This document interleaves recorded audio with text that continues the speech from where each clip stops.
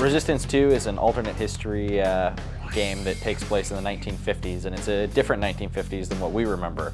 World War II never happened, and mysterious things were happening in Russia. They built a Great Wall, and in 1951 they broke out of this wall and swept across Europe, decimating the continent. And Resistance 1 focused around the battle for England. Resistance 2 takes place immediately following, but then jumps ahead 2 years later when the Chimerian forces are attacking the United States of America. And you take the role of Lieutenant Nathan Hale as he defends the United States from this alien monster force. Nathan Hale was part of a project called Project Abraham before the Chimera ever broke out of Russia. And it kind of showed the United States knew more than what they let on. And they were testing him, and he had a resistance to the Chimera virus thanks to a vaccine. He is then infected when he lands in England, and he gains some of these Chimerian traits. So he has the ability to regenerate and some other things that have happened to him. So in Resistance 2, the virus is raging inside of his body and is slowly taking him over, and he's beginning to transform, and thus he doesn't have very much time left fighting against the Chimera, because he soon may become a huge threat to humanity by evolving into one of them. The most kick-ass part of Resistance 2 is using the different weapons in every single mode and blowing Chimera to bits. We have a lot more gore in the game. You'll see guys explode from the shotgun. You'll see the splicer take arms and legs off. And there's nothing more satisfying than chucking a grenade and seeing the body parts go flying along with their weapon, land right next to you to pick it up to restock on ammo. I've got a clear shot. I'll take him out from here. So the beta has both our online competitive mode and online cooperative.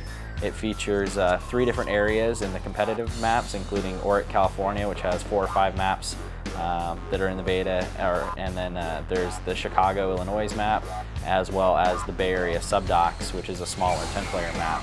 And you can play any of the game modes: skirmish, core control, deathmatch, team deathmatch.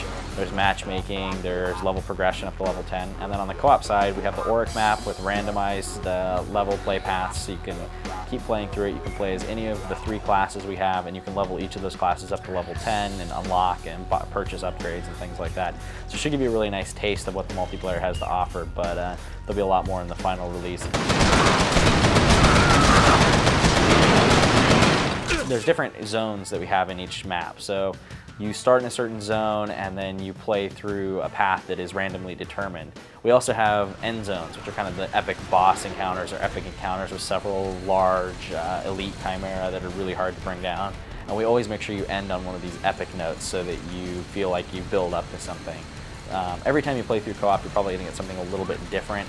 And depending on the people you play with, the class mixture, what items people have unlocked, it makes it very replayable, and you never really see the same thing twice. The perimeter alarm alerted a stalker. Break it and take it down. The co-op's narrative is very modular, so players can experience it out of order. One of the biggest difficulties we have in thinking about designing a co-op game is, what do you do if your buddy is, halfway through and you haven't started yet? It's not very fun to jump halfway into the game or to go back and replay the first half.